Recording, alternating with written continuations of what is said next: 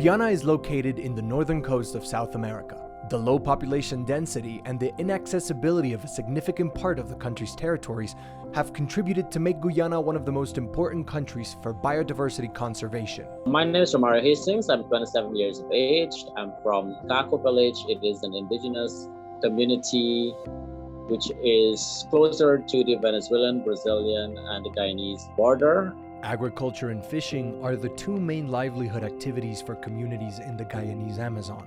However, extreme weather events such as flooding and droughts have undermined the food security of some indigenous communities. I would say two different livelihood systems in terms of I have a job firstly, but at the same time I still do engage in my traditional activities as well. In addition to climate change, the loss of ancestral knowledge among Guyana's younger generations has affected the ability of local communities to maintain their traditional livelihood activities.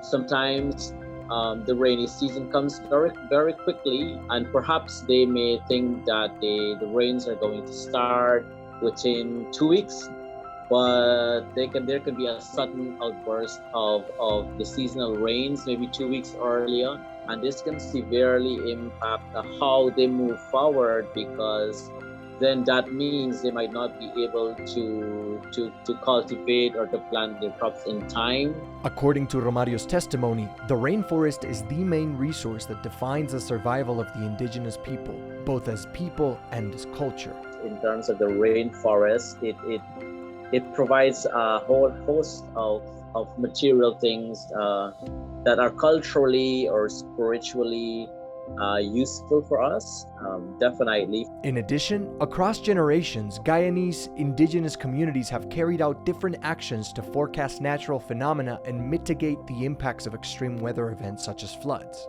The movement of insects can really foretell upcoming floods, for example, and this would help people to prepare within a sufficient amount of time before it hits. Nonetheless, extreme weather events brought by climate change, along with mining and extensive land use, are affecting local communities' livelihoods.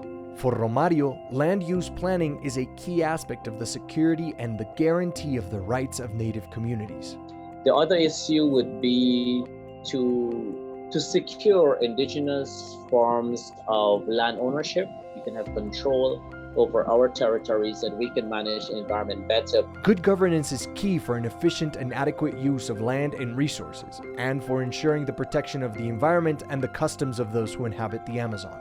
We do have, of course, different institutions other than the police that are mandated to protect the environment, but that has been a main challenge for Guyana. Again, some of the large part of the hinterland is quite inaccessible, and it's the financial cost that comes to the monitoring on the ground.